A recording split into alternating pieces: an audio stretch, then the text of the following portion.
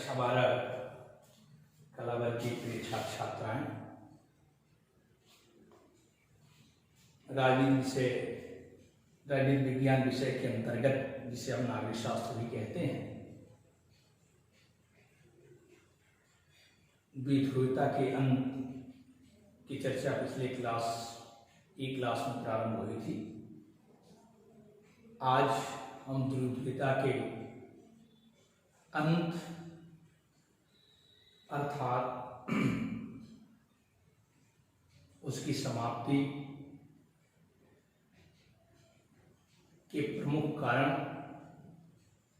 Soviet संघ का विघटन की चर्चा करेंगे। अर्थात हम द्विध्रुवता का जो अंत हुआ था, जो दो ध्रुव में पूरा विश्व बटा था, संयुक्त राज्य अमेरिका एक ध्रुव के रूप में, दूसरा सोवियत संघ के रूप में, तो इसमें जब सोवियत संघ का विघटन हो गया तो विघटन के बाद ही द्विध्रुवता का अंत हो गया, समाप्ति हो गई। तो एक तरह से कह सकते हैं सोवियत संघ का जो विघटन हुआ, सोवियत संघ का विघटन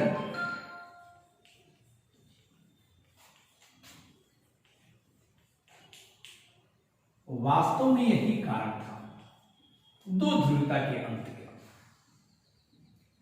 लेकिन सोवियत संघ का जो विघटन हुआ उसके परिणाम क्या हुए, सोवियत संघ के विघटन के प्रमुख कारण क्या क्या थे, इसकी हम चर्चा आज करेंगे। सोवियत संघ के विघटन का एक कारण आर्थिक भी रहा, अर्थात आर्थिक कारण रहा। क्या था आर्थिक कारण? सोवियत संघ से जुड़े हुए विभिन्न देशों में नीतिगत फैसलों के आधार पर साम्यवादी सरकार के नियंत्रण में समय जैसे जैसे बढ़ता गया द्वितीय विश्व युद्ध के पश्चात, वैसे वैसे सोवियत संघ की से जुड़े हुए देशों की आर्थिक स्थिति कमजोर होने लगी। उस कमजोरी का कारण बहुत सारा, जैसे इससे जुड़ने वाले जो देश थे उनको ये आर्थिक सहयोग करते थे। अमेरिका से हम किसी मायने में कमजोर न हो जाए, क्योंकि अमेरिका भी अपने पक्ष में जुड़ने वाले दो देशों से को आर्थिक सहयोग करता था, उसके संकट से उबारने का प्रयत्न करता था, 9 स्वतंत्र देशों के प्रति उसकी आर्थिक सहयोगात्मक भावना थी। उस भावना से जुड़ने के लिए सोवियत संघ ने भी यह कार्य किया था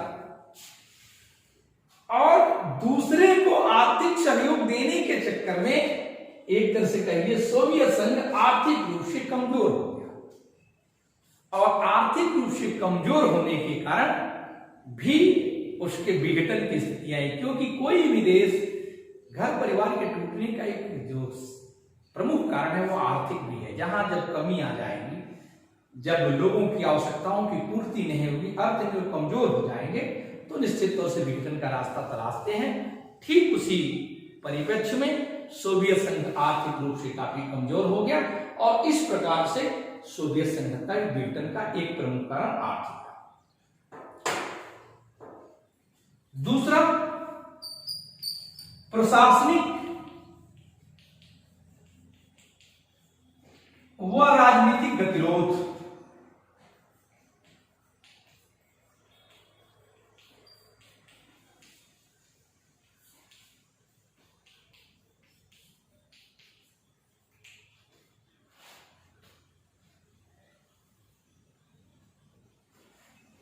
सोवियत संघ में प्रशासनिक जो अधिकारी थे वे आम जनता की समस्याओं से अपने को जोड़ नहीं पा रहे थे। उनको ऐसा महसूस होता था कि जो हमारे ऊपर सरकार है, जो साम्यवादी सरकार का जो प्रश्रय है, इस प्रश्रय के आधार पर वो ज्यादा से ज्यादा नागरिकों के प्रति कम अपनी भावना को जोड़ते थे, बल्कि वे राजनीतिक रूप से जुड़े हुए लोगों, जो ऊपर के उनके राजनीतिक लोग थे, उनसे वो जुड़ने का काम करते थे। और हुआ ऐसा कि जब प्रशासनिक लोग आम जनता की समस्याओं से दूरी बनाने लगे, राजनीतिक गतिरोध उत्पन्न हुआ, तो लोगों का इस सरकार से मोह भंग होने लगा।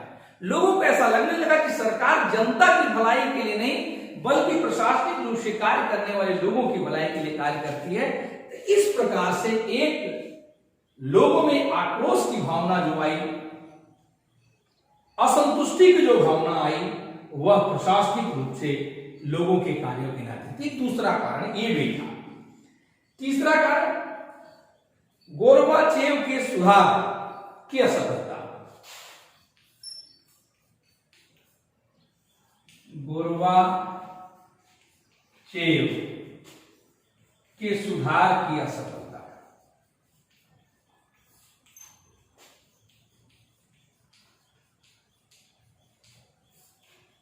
जब सोवियत संघ की सत्ता मिखाइल गोरबाचोव ने संभाली, तो इन्होंने विकट परिस्थितियों में ऐसा एक लक्ष्य बनाया कि हम इस देश की जो आर्थिक संकट है, लोगों के सामने जो परेशानियां हैं, इन परेशानियों को दूर करने के लिए हम नीति बनाएंगे। वास्तव में जब उन्होंने खुली बाजार में खुली छूट से प्रदान की, अन्य उन्होंने अपनी जो नीति लागू की, तो वास्तव में सुधार तो चल रहा था, लेकिन जो सुधार की गति थी वह धीमी थी। इसलिए बहुत सारे लोग जो इनके पक्षधर थे, इनके नीतियों के पक्षधर थे, उन लोगों को भी अविश्वास हुआ और उनको लगा कि ये अपने ही नीतिगत फैसलों को धरातल पर नहीं उतार पा रहे हैं, अर्थात उनकी भी असहमति बनी। और जब इन्होंने सुधार की एक प्रवृत्ति लागू की, तो सोवियत संघ की जनता में ऐसा भावना उत्पन्न हुई कि मिखाइल गोरबाचोव निश्चित तौर से सुधार की ओर चलेंगे। तो उनकी आकांक्षाएं बढ़ गई, अपेक्षाएं बढ़ गई, और इतनी अपेक्षाएं बढ़ी कि उन अपेक्षाओं पर गोरबाचोव सफल नहीं हो पाए। और इस प्रकार से जो उनके नीतिगत फैसले थे, जो नीति उन्होंने निर्धारित किया था उस देश के सुधारने के क्रम में, उस नीतिगत फैसलों में उसमें असफलता उन्होंने लाई।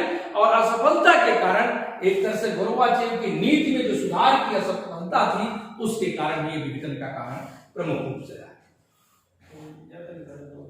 राष्ट्रवादी भावनाओं का उभार। चौथा कारण रहा राष्ट्रवादी भावनाओं का उभार। राष्ट्रवादी भावनाओं का उभार।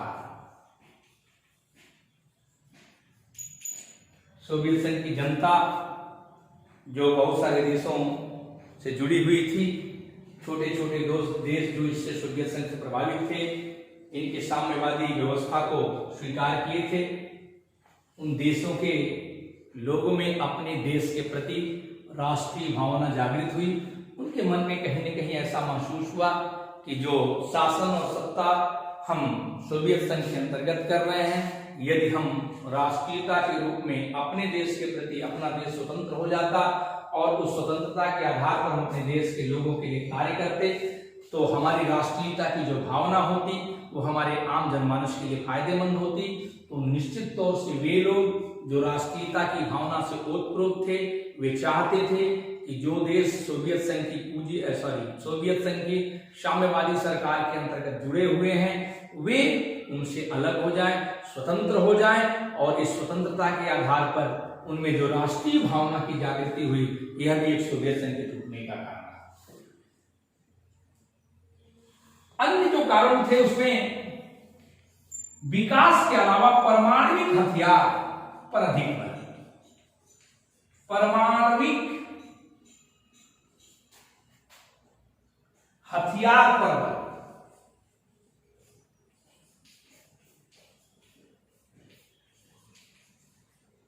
अर्थात सोवियत संघ अमेरिका से टक्कर लेने के परिप्रेक्ष्य में वह बहुत सारा धन परमाणु हथियारों को बनाने में खर्च करता रहा, और जब धन परमाणु हथियारों को बनाने में खर्च हुआ तो वह धन एक तरह से उस देश की जनता के विकास पर ज्यादा नहीं खर्च हो पाया। उसका कारण था कि वो अमेरिका से अपने आप को जोड़ना चाहता था, अमेरिका से लड़ने के लिए, अमेरिका से मजबूती प्रदान करने के लिए ऐसा कार्य हुआ। इसलिए वे अपने परमाणु हथियार बनाना चाहते थे, आणविक हथियार बनाना चाहते थे। तो सोवियत संघ ने इस पर आर्थिक ज्यादा धन खर्च कर दिया और उसके कारण एक तरह से सोवियत संघ के से जुड़े देशों में विकास के पथ पर चलना नामुमकिन हो गया, रुक गया, विकास रुक गया, और इस प्रकार से सोवियत संघ टूटने का यह कारण रहा। पूंजीवादी व्यवस्था और समाजवादी व्यवस्था, एक छठवां कारण बताऊंगा आपको। पूंजीवादी व्यवस्था की ओर झुकाव,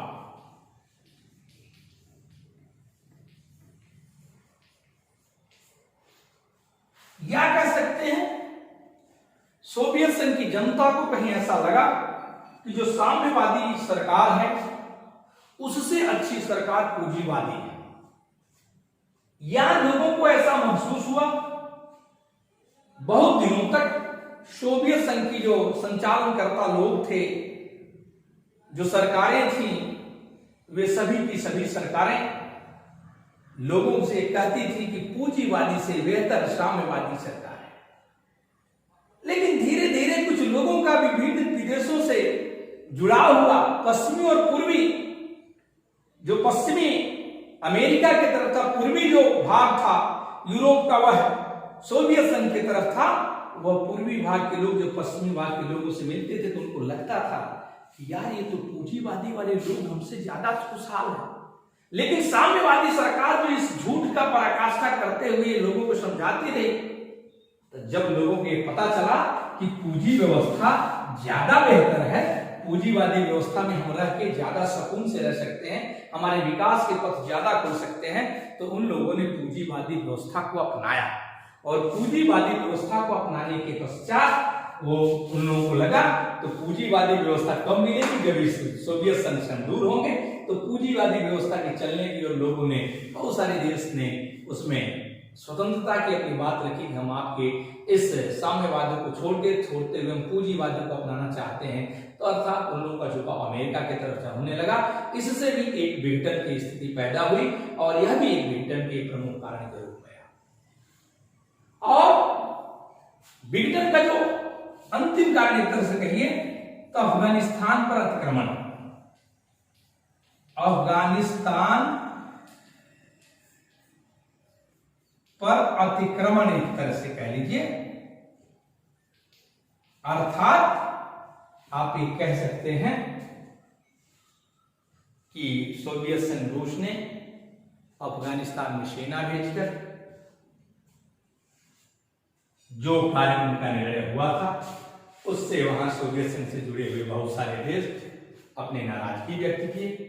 और उनका कहना था कि जब हमारे देश में भी विकास के पथ पर हम नहीं चल पा रहे हैं, उस परिवेश में दूसरे देश पर आक्षेप करना, अतिक्रमण करना कहीं से सही नहीं है। और इस परिप्रेक्ष्य में लोगों ने इसका विरोध किया और एक तरह से कह सकते हैं कि 1991 में येल्त्सिन नामक व्यक्ति ने 3 देशों को मिलकर एक घोषणा कर दी और एक तरह से रशिया को स्वतंत्रता मानते हुए रशिया को संयुक्त राष्ट्र संघ में सुरक्षा परिषद का वीटो पावर का स्थायी सदस्य बनाया और इस प्रकार से सोवियत संघ का विघटन हो गया।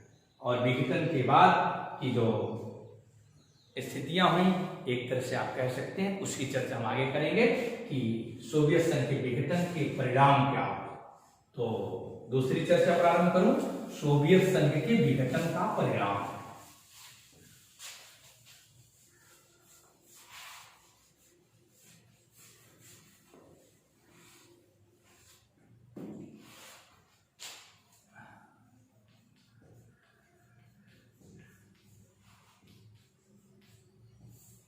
पहला कारण, प्रमुख कारण यही था।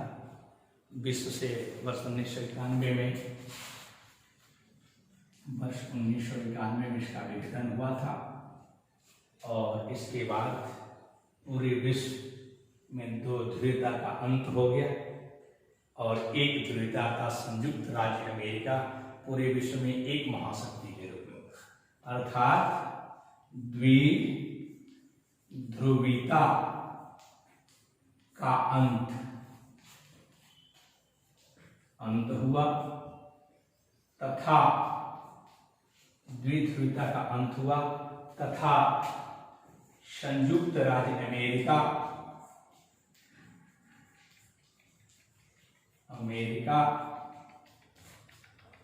विश्व में अकेले महाशक्ति के रूप में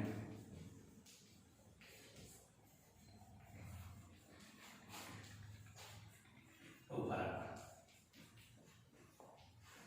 अर्थात सोवियत संघ के विघटन के बाद पूरे विश्व पर एक छत्र राज पूंजीवादी संयुक्त राज्य अमेरिका की सरकार का हो गया और वह एक महाशक्ति के रूप में 1991 के बाद बढ़ता रहा। अमेरिका को विपक्ष के किसी दबाव, किसी का डर न होने के नाते वह पूरे विश्व पर एक तरह से राज करने की योजना बनाई और बहुत कार्यों में एक तरह से सफलता भी मिली। पूंजीवाद के आधार पर उन्होंने अपनी व्यवस्था बढ़ाई, अमेरिका ने अपने सैनिकों को बेहतर स्थिति में लाया, परमाणु रक्षा को बेहतर किया, आर्थिक किया, बहुत सारे कार्य हुए और एक तरह से दूसरा कारण क्या था, रूस को संयुक्त राष्ट्र संघ में अस्थायी सदस्य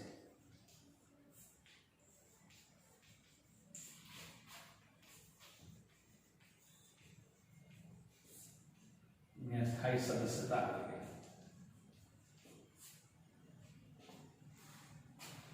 जब विघटन हुआ तो वास्तव में रूस के पास ज्यादा आबादी थी, लगभग सोवियत संघ की अप्रॉक्सीमेट 55% के आसपास आबादी, सेना की अधिकता होने के नाते यह लोगों ने तय किया कि जो संयुक्त राष्ट्र संघ में सोवियत संघ प्रतिनिधित्व करता था, आज वो सोवियत संघ के रूप में न रखे, वह प्रमुख रशिया को मिला और रूस ने एक तरह से उसमें स्थायी सदस्य के रूप में उसकी एंट्री हुई और संयुक्त राष्ट्र संघ में स्थायी सदस्य के रूप में आज भी वो कार्यरत है। साम्यवाद का पराभव हुआ और पूंजीवाद की विकास की तरफ चला। साम्यवाद का पराभव अर्थात एक तरह से कहिए जब ये टूट गया तो लोगों को ऐसा लगा कि साम्यवाद नागरिकों के लिए, देश की जनता के लिए बेहतर विकल्प नहीं है, अर्थात पूंजीवाद की महत्ता बढ़ी और साम्यवाद को लोगों ने, विश्व के बहुत सारे देश के लोगों ने उसे किनारे करने का कार्य किया। एक तरह से साम्यवाद में काफी गिरावट आई, साम्यवाद सरकार पर लोगों का विश्वसनीयता हुई और पूंजीवाद पर उनकी विश्वसनीयता कुछ ज्यादा ही बढ़ी। परमाणु हथियारों की संख्या बढ़ी, परमाणु हथियार के दुरुपयोग की आशंका, अर्थात